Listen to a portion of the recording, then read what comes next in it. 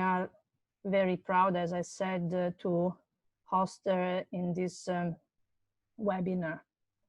What can I say about her? First, that she is the president of the International Bateson Institute, and her work as researcher and educator asks the question that is, how can we improve our perception of the complexity within so we may improve our interaction with the world? And I think that this question fits nicely with community psychology, because community psychology really deals with the challenges as a systemic view of the processes of their relationship, and wants to engage into research and to action in order to improve well-being, but without forgetting about the complexity. So it's really dealing with societal challenges that are at stake at the moment.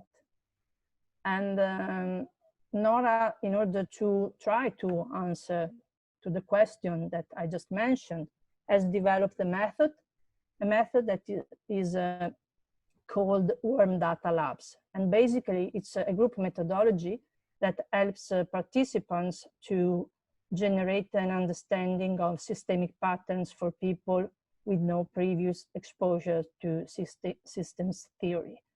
And also in this case, I think that there are many interesting connections with the idea of using group to work, which is part of the tradition of community psychology. And in this, within this methodology, she is leading a specific project that probably she will talk about later, that is People Need People. It's a Worm Data Lab based project whose mission is to support community to recognize the interdependence of their well-being and to produce collaborative systemic response to local and global needs. And of course, this, as I said, fits very well with the community psychology approach and perspective. And I think it is also interesting the fact that also this name, that is Worm Data, is really interesting in the sense that it connects well with the substantial critique of community psychology of traditional method and the use of methodology that give opportunity to people to recognize, to give value to their knowledge, to their feeling, to their emotion, and not relying only on measures and numbers. And on the page of the People Need People project, there is a sentence that again fits really nice with the way we approach research and action research in community psychology. And the sentence is, people know what they need, they only require the time and space to uncover it for themselves together. And I think that this togetherness, together with this idea of giving voice, is really part of what community psychology is about. So really, I think that the reflection on how we can build our networks, how we can deal with the interdependency and systemic complexity, but also rediscovering our way, our capacity to work together collaboratively to engage into community work together, I think will really be an opportunity we will have the opportunity to discuss on this with Nora. This will be very fruitful for all participants. So I give the floor now to Wolfgang Stark, who would like to introduce some questions in order to stimulate the conversation, and then he will give the floor to Nora.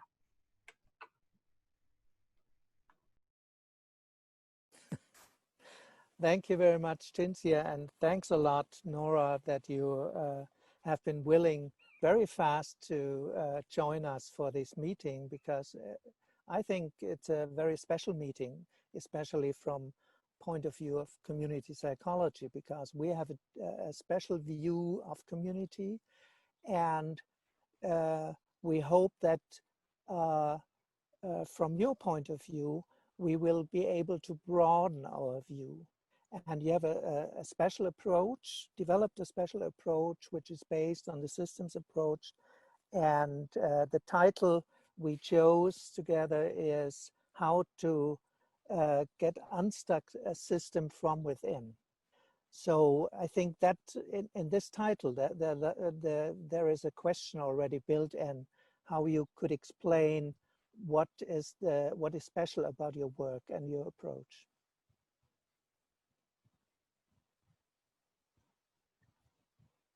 Thank you. And it's so nice to be here in yet another Zoom call but you know, also it's okay, because think of all the airplane tickets we didn't have to buy, and how comfortable we all are in our own little homes. And I'm terribly sorry not to be able to be in the warmth and communication of what we could actually be sharing in communication beyond the verbal space. Okay, so I find that it is a necessary irony in this moment to be talking about warm data on a cold screen. So I'll try to keep it as warm as possible.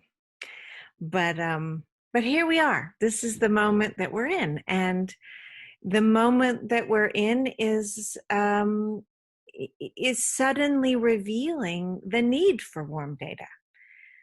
So I guess that there's something about the contrast that is actually generative.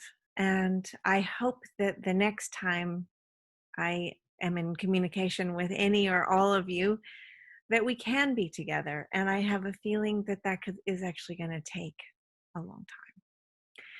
So here we are. Wolfgang asked a question that something like, how is this work particularly organized in such a way that it might help things get unstuck from the inside? So I love this question, and I think we have to start first by asking ourselves, what do we mean by stuck? Because stuck is an interesting problem. And, you know, you think you know what stuck is, and then the more you think about it, the more it becomes a puzzle. So what is a stuck system?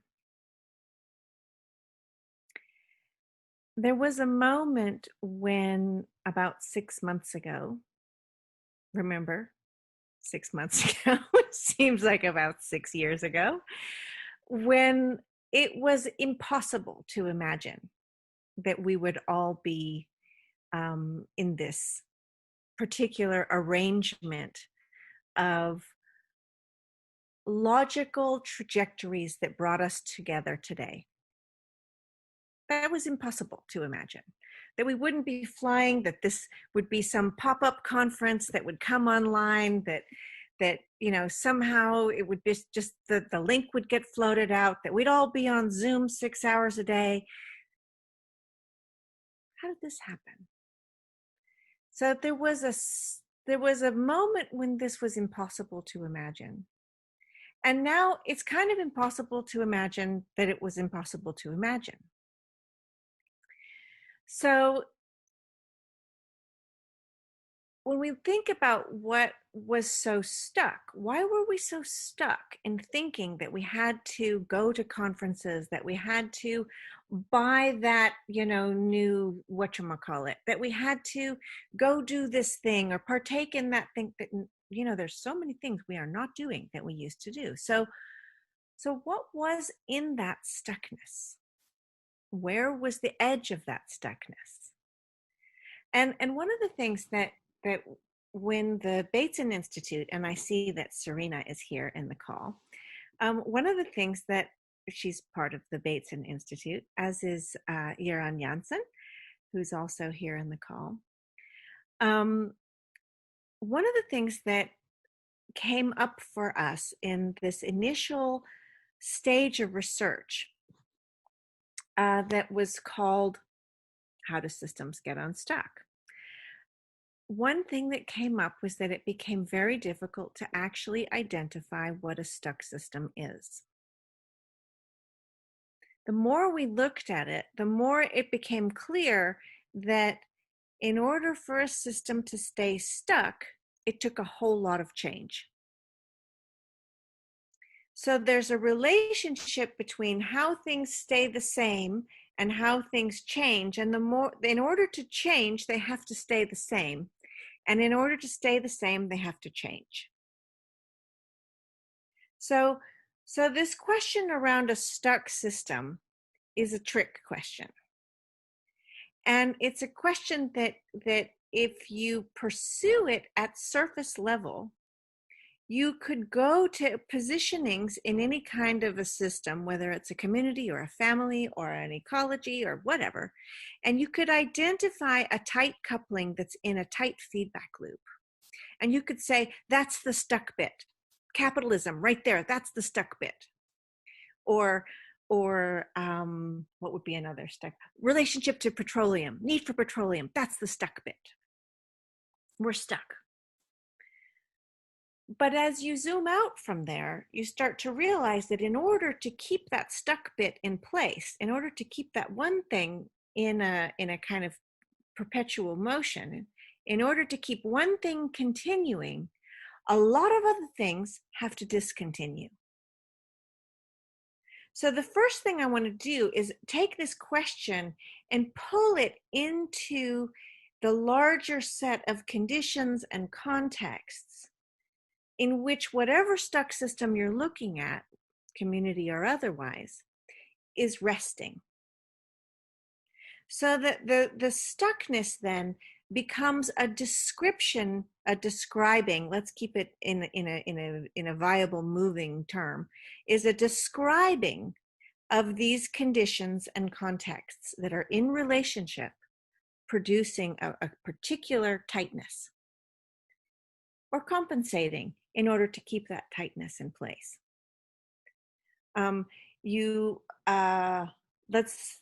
Let's hope it wasn't you, but let's say you have witnessed a couple in a very bad marriage. And in order to keep that marriage in place, there are all sorts of other things that have to take place around the edges to keep anything viable in that one place. But they keep going. Eventually, usually the conditions around the system shift, and either the thing breaks or it reorganizes or whatever. So warm data and the warm data lab was actually originally the warm data lab was originally called a Samantha See lab. And this word Samantha See, sim is the preface. I'll write it in the chat, okay? So sim, that's together. Oops, I wrote Sam. It got corrected to Sam. That's funny. So sim is together, and mathesis is the old Greek for learning. So Samantha See, and there's all sorts of work on this online. You can find it if you go looking for it. Samantha See is basically an idea of contextual mutual learning. And the recognition is that any system, you, me, our cultures, our various institutions, all of these different systems are actually learning to be in their world. And that to learn to be in your world is to be in response and relationship that is constantly moving, shifting in multiple contexts. Multiple contexts. So I'm a mom, I'm a partner, I'm a woman, I'm my generation, I'm my organisms, I'm I'm with you today. This is what I'm in relationship with. I'm in relationship with my past. I'm relationship with the future. I'm in relationship with my garden and my dog. But all of those relationships, all of those processes take different types of communication. They have different patterns in them, but they can't be taken apart from each other. There's no way for me to sit here and communicate with you and be with you and not be a mom and not be my history. I can't be here with you and somehow, surgically remove my generation from the conversation. So whatever is happening, it's happening at multiple crosses and overlappings and stewings together of lots of contexts. In other words, in the Samantha See thing, I'm learning to be in my world. And this is how I'm learning to be in my world. This is the form of this information of how I'm learning to be in my world. So when we look at a stuck system, the first question is, how is it learning to be in its world? And if you start there, you start with a very different set of eyes, a very different set of perceptions, as opposed to the defining of the stuckness, as opposed to listing of conditions or stakeholders, as opposed to analysis of other communities who have similar stuckness. Okay, just let the thing be unique and complex in its own way. How is this, whatever it is you're looking at, how is this person, this family, learning to be in their world? How is this community learning to be in its world?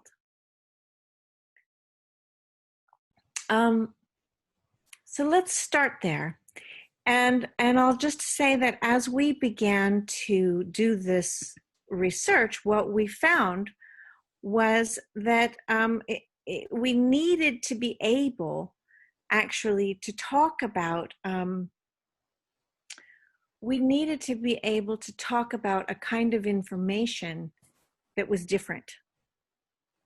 All right, when I'm talking about how all of those contexts and conditions were coming together, that's not a static thing. That's a shifting, moving thing. And how do you begin to look at that and talk about it?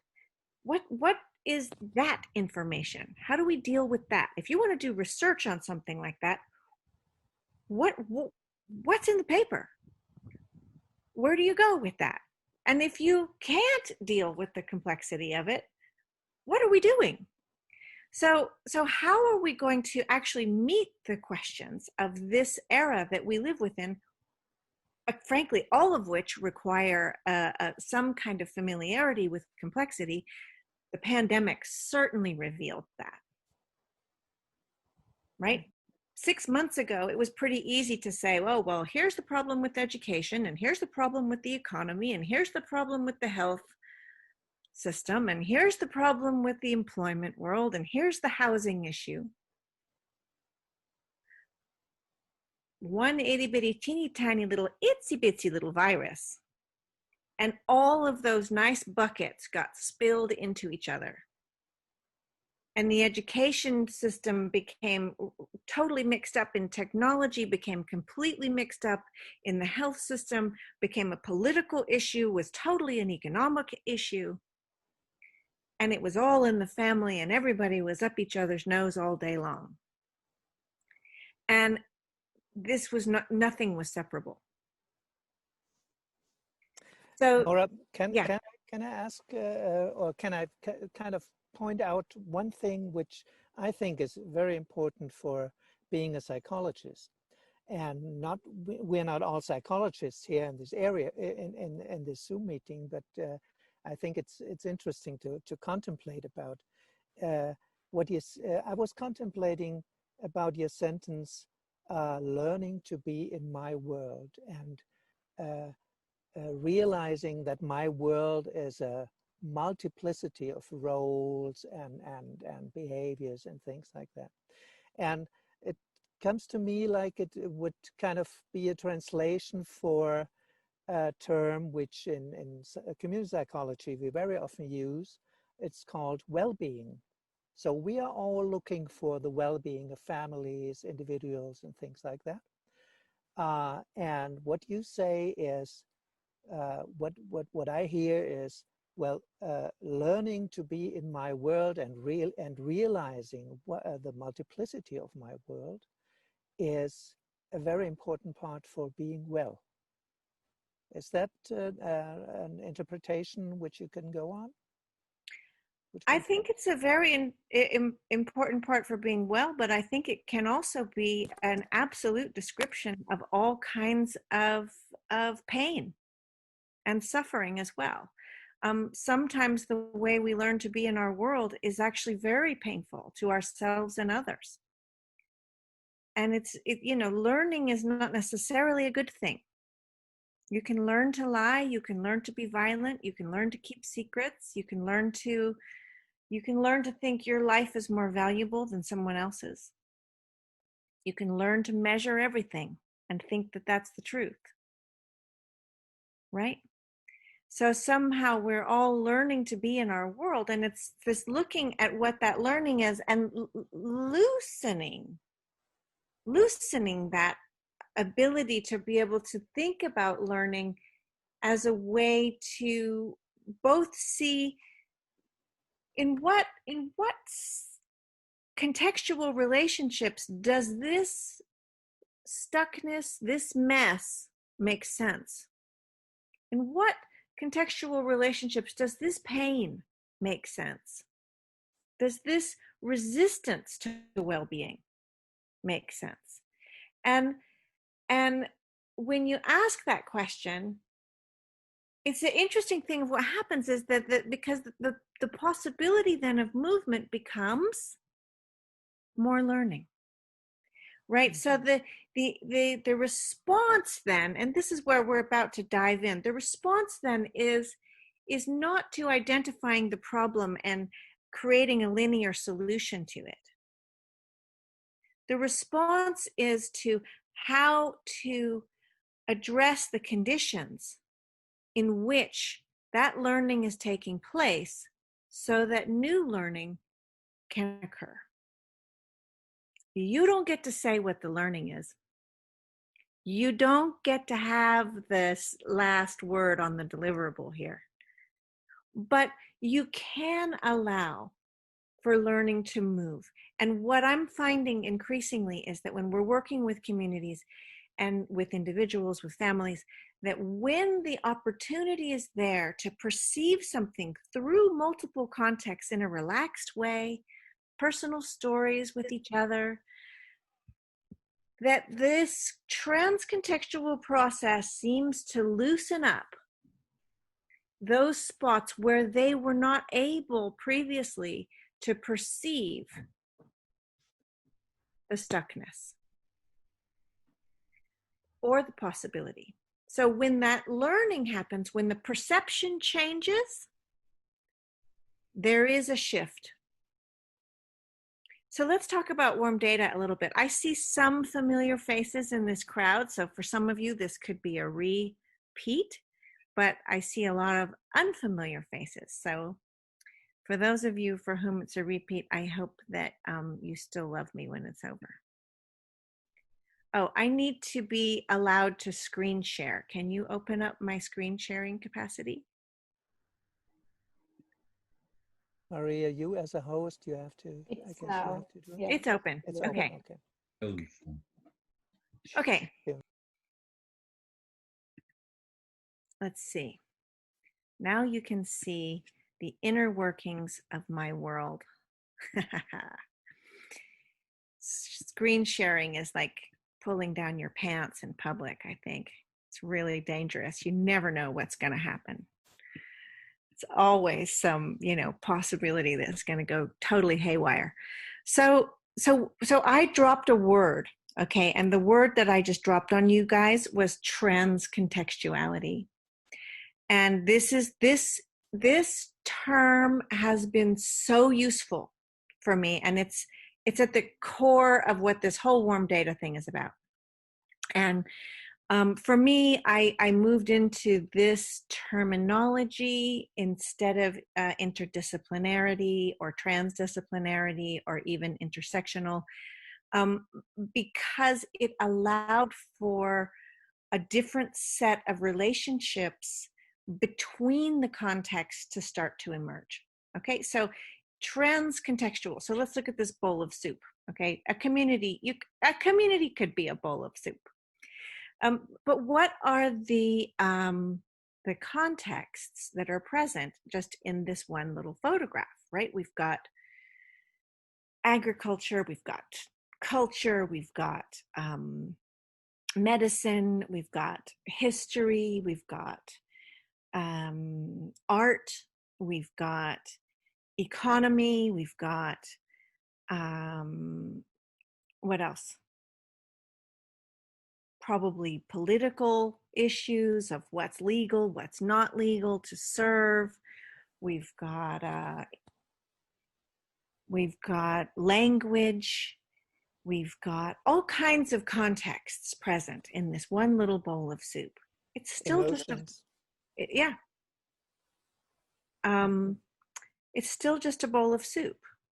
And it's a bowl of soup that I had in the hotel I was at outside the Seoul airport one night when I was very sick, and it was the best thing that ever happened was that bowl of soup.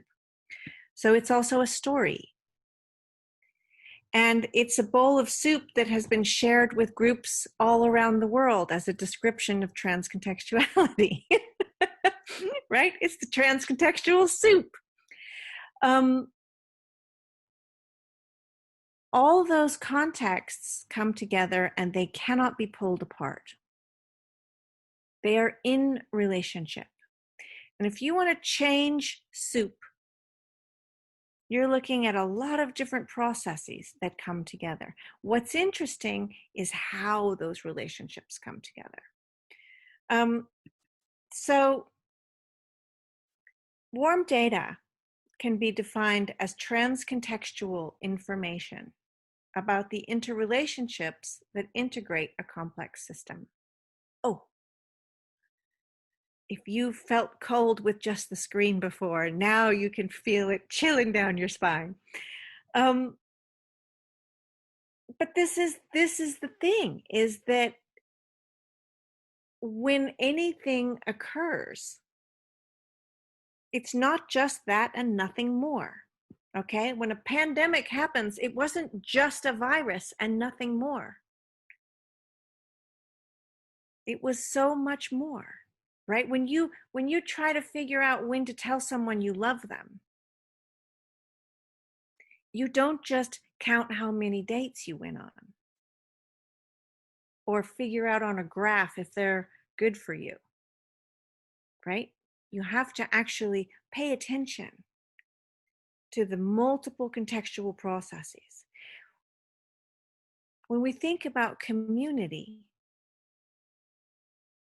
one of the community mistakes that I think is being made right now is the idea that community is only a neighborhood or place-based.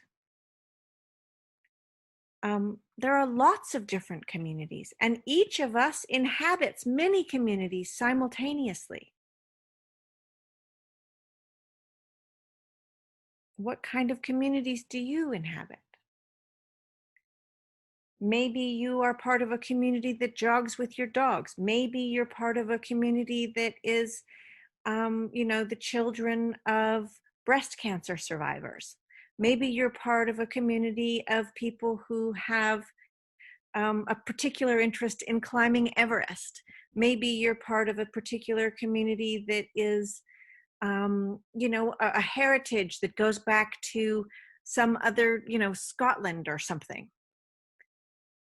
Your religious community, your language community, your hobbies community, your family heritage community. There's so many communities.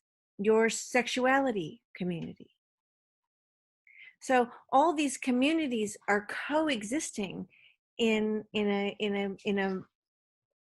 soup,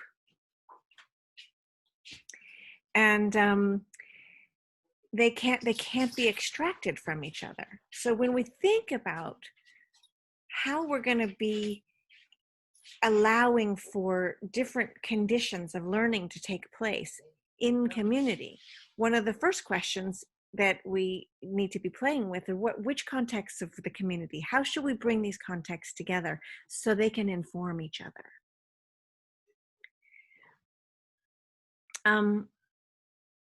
How are you doing? Yeah? Okay? All right. So there are some criteria to warm data. And the criteria of warm data are still emerging, but anyway, here's the first 7 of them. And if you give me a minute, I'd like to go through them. And what I'll do is I'll do them through the lens of maybe how we think about community, just to kind of keep it in the topic of the day. So the first one is observing the observer. This is basic second order cybernetics. If any of you have been in that field, you'll recognize this. But if you haven't, it's just pretty, I mean, it's obvious, and it's actually not obvious at the same time, that whoever the observer is, they are observing through a particular lens. And that lens is going to change what is possible for them to perceive. So through the lens of the community, if you are asking the offices of the municipality for one type of information, you're going to get about the community, you're going to get one type of information. If you ask the children, you're going to get a different set kind of information. If you ask the dog owners, you're going to get another kind of information. If you ask the people who are trying to get health care, you'll get another kind of information. So observing the observer is just really recognizing that that information is not just information. It's what it has been in relationship to the particular person who is doing the observing, and that makes a huge difference. It makes a huge difference. Ask the doctors and nurses about their experience of the pandemic in any community, and ask the teachers about their experience. Both of them have never worked harder, but for very different reasons and in very different ways. So observing the observer is the recognition that whatever that relationship is, the information's in there. That is relational information right there. So you need multiple description, lots of different types of ways of looking. But multiple description doesn't just mean ask the teachers, ask the doctors, ask the grocery store runners and the bus drivers. It also means what's the relationship between them? You know, those nurses, they are also on the bus. Okay, those grocery store people, they're also going to the nurses, right? So no one is in just one category here. So when you think about multiple stakeholders, there isn't any kind of actual discreteness between them.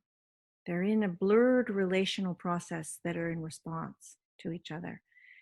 For example, in some cities, you know, the bus drivers really got hit harder than a lot of other aspects of the community with the virus. So they, in that situation, the relationship between them is going to be different. My point with warm data is that is information.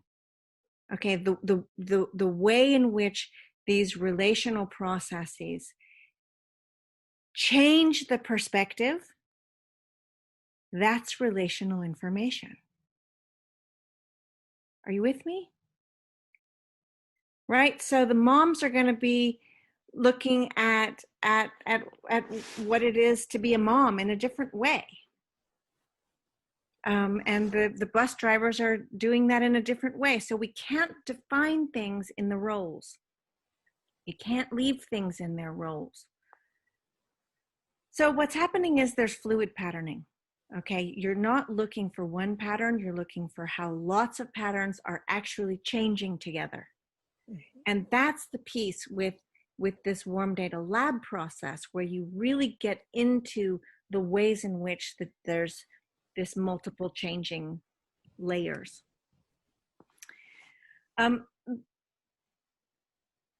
If you look at any kind of complex system, every part of that system is going to be in relationship, and every aspect, every organism of that system is in some way, in some timeline, changing in response to each other. This question of how is it learning to be in its world is not how did it learn to be in its world. It's ongoing. So what happens is there's paradoxes, there's inconsistencies. Add time to any complex system and everything's changing. Some things change in different paces than other things. Right? The way that you're in relationship to the elementary school when you have little kids is really different than the way you're in relationship to the elementary school when your kids are in university. Not the same thing. The way that we are in a community in the sort of the hoop of dealing with the medical world right now is really different than maybe it was in the 80s when we were all really addressing the AIDS issue. Okay, it was a different set of relational processes, but it's still there. So what we're looking at is that when time comes in, when you look at any complex system through time, it's changing. Communities are not static. The community is not the community. The community is communitying. It's moving and shifting all the time. And that complexity is the source of possibility. That is the place where we can actually begin to see incredible possibilities, unthinkable, unimaginable possibilities. Whereas if you perceive the community from a distance and look at it through the grid of measurements, you might not see that. You might not have, and more importantly, the members of a community won't have that access to the complexity that they live in together with each other and so on. So for me, this has been such a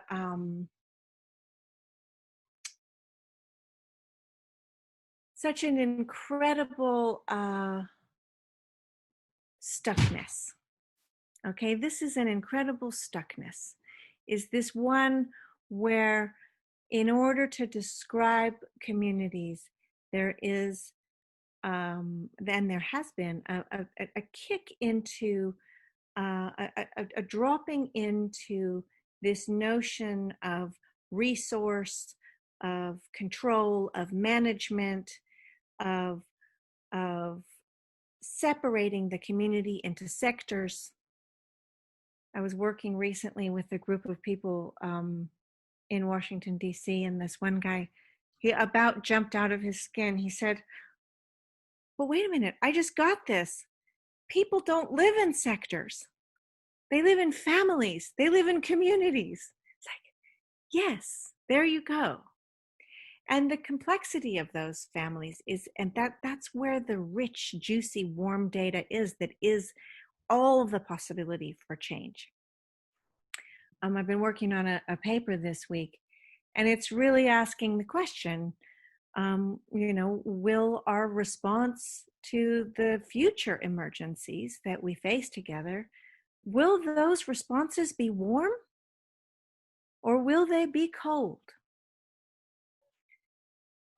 And really that has to do with, will we be able to see each other's complexity and source from it? Or will we get caught counting numbers of population and relegating resources and management and control? We shall see. So what I'm advocating for here is not, it's not about throwing away the metrics. It's not about throwing away the reductionism. It's not about that. It's about recognizing both. That for so long, all the research that has been done by pulling things out of context, right? And not very much has been about putting them back.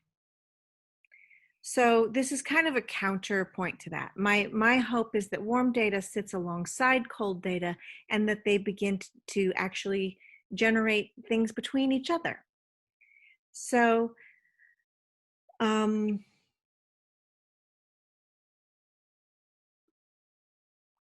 I've been working with a lot of communities around the world, and some of those communities have been in much more vulnerable conditions than others.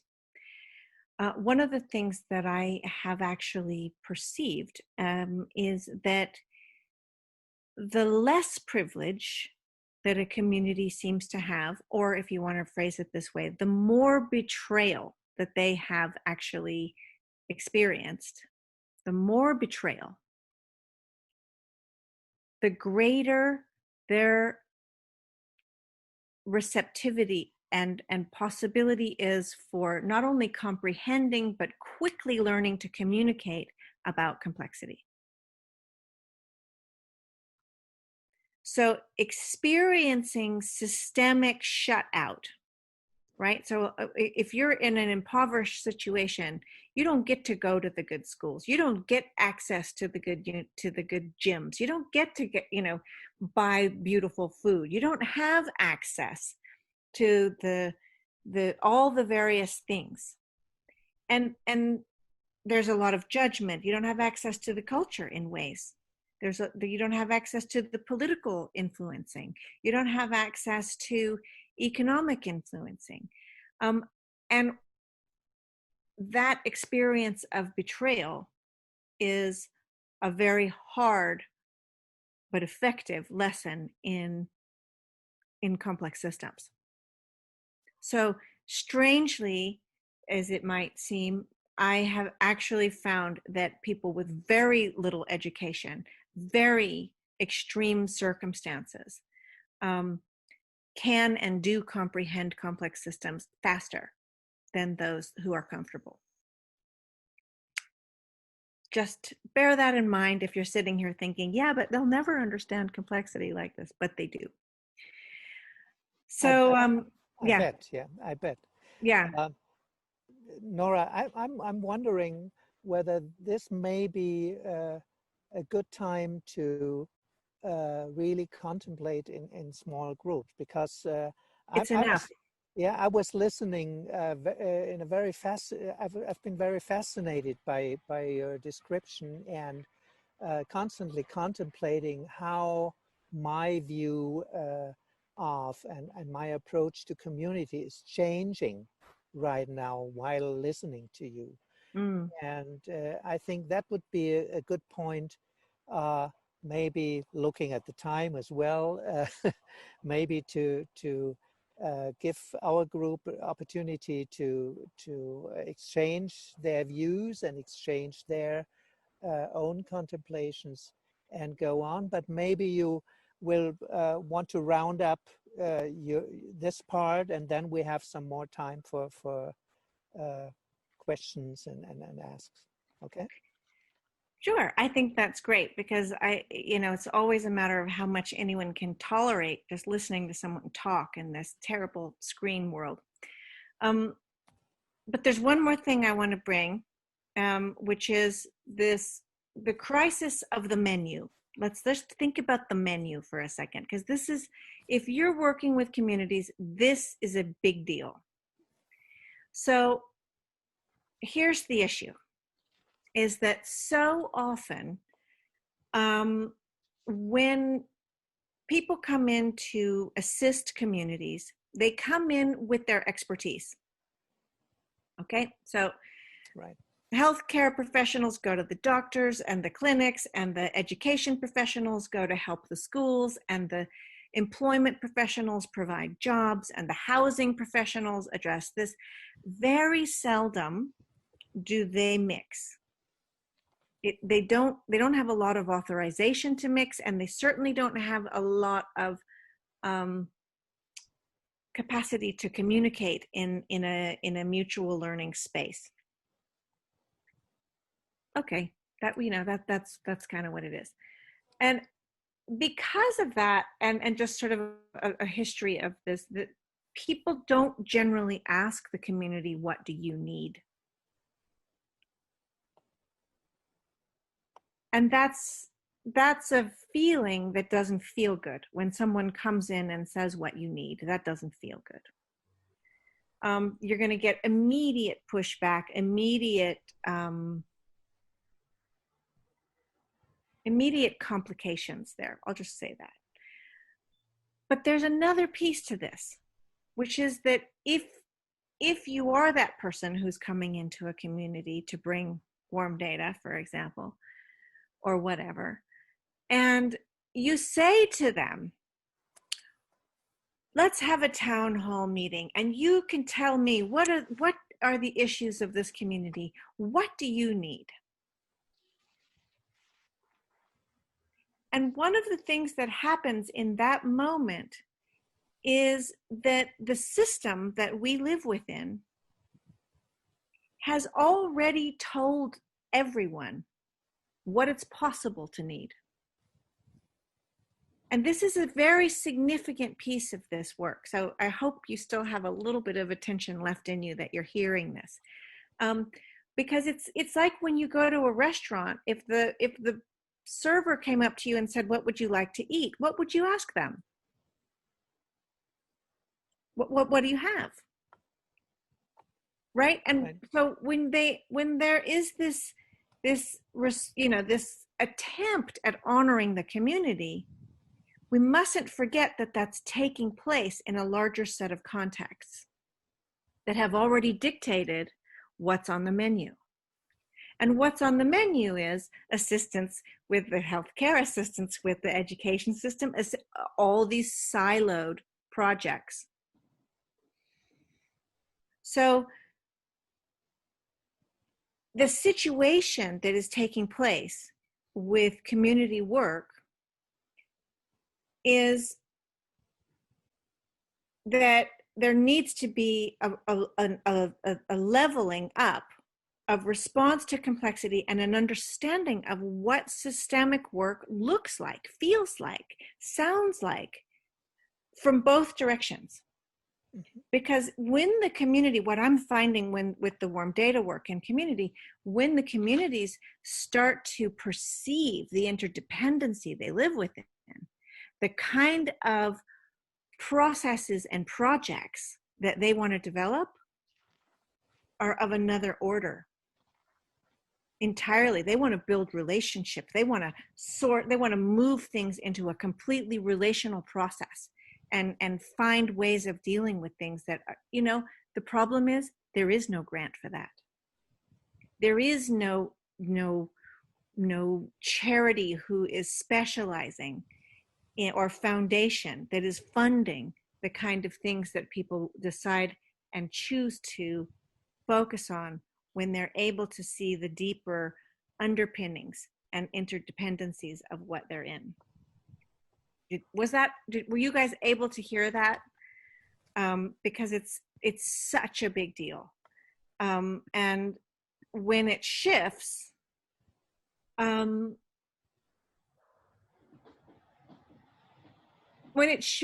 everybody has to be ready to deal with that shift.